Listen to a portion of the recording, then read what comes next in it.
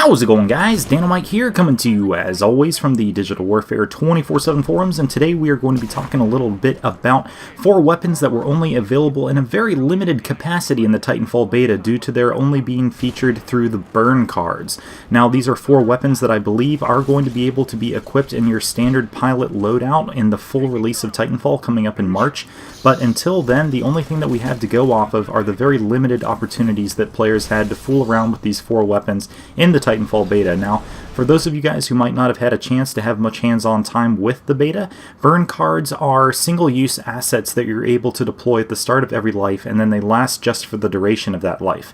And the weapons were available through these burn cards, so the first one, for instance, is going to be the Spitfire LMG. And if you played that card, you would then be able to use that weapon for the duration of 1 life.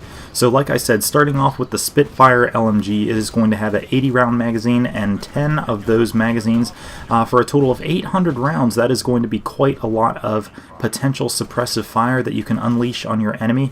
All of these burn card versions are actually going to be amped versions of the weapons, which means they have an extra ability that their base version does not. And in fact, the amped a version of the Spitfire LMG is going to give it a faster rate of fire. Now, initially when I started using this gun, I felt like it had a really high recoil, but if we look at how the sights kick, it's actually only the rear sight that kicks, so it's sort of like the view kick in Call of Duty as opposed to the actual gun kick, which is still very low on this LMG, staying in line with other weapons like the R101C, which is the assault rifle equivalent. I've noticed that it has very high damage, it has poor hip fire, and it seems unlikely to be good against the Titans despite the fact that it has all those rounds, due to the fact that Titans are going to get those damage directors. They're going to be able to home in on where you're shooting from very quickly, and you're going to be able to do only minimal damage over time with this against the Titans. So it's definitely going to be more of a long-range infantry engagement type weapon. I do see it as being potentially extremely useful, especially if you put on an optic so you don't have to deal with that back sight vibrating around so much. But I'm really interested to see how this stands up against the SMG and the assault rifle equivalent that we've seen used so much in the beta. So moving on to our next weapon that can be earned through these burn cards, it is going to be the mag launcher. Now, the mag launcher is basically the noob tube of Titanfall. It is going to come with an 8-round magazine with 10 magazines in reserve for a total of 80 rounds. Now, those are a lot of grenades. Balancing that fact, though, is the fact that they are going to have a delayed detonation, and they don't seem to be especially powerful unless you can concentrate a lot of them right in one place. Now, I'm not sure exactly what the amped feature of this weapon is. Is it the capacity? Is it the fire rate? It does fire in extremely rapid succession. In fact, it fires in full auto if you hold down the trigger. Other things about this weapon, it does have a ballistic trajectory, which is going to very much limit its range. It is going to have a significant arc when you shoot it. Do not expect to be able to use this all the way across the map. You can bank it around corners, which can make it really useful when you're trying to clear out little rooms where objectives are, say in hardpoint domination.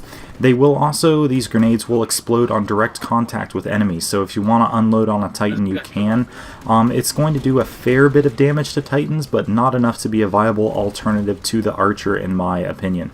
Another thing to note is that even though this is not necessarily a good alternative to the Archer, it is going to replace your anti-Titan weapon slot, so if you're going to equip this once the full release of Titanfall comes out, be advised you're going to have to sacrifice some of your kit's potency towards the Titans. Now, moving on, this is one that I'm sure a lot of people wanted to see, and this was one of the rarer cards as well. We're going to be talking about the Kraber AP Anti-Personal Sniper. Now, the Kraber is going to have this weird side-loading magazine with a capacity of 5 rounds, 12 magazines in reserve for a total of 60 rounds. It is going to have a very high-powered scope, and the amped version that I was testing out, it has explosive rounds, and I don't know if this factors into the damage, but I was able to get OHKs on pilots to the chest and above.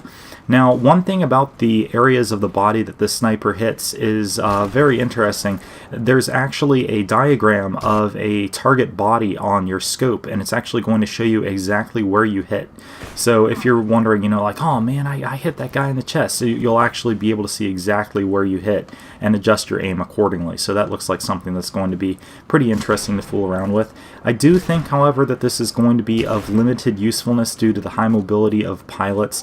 It's also also virtually useless against Titans, even with the explosive rounds featured in the amped version. So I would say that I don't think this is going to have too much of an impact on gameplay balance.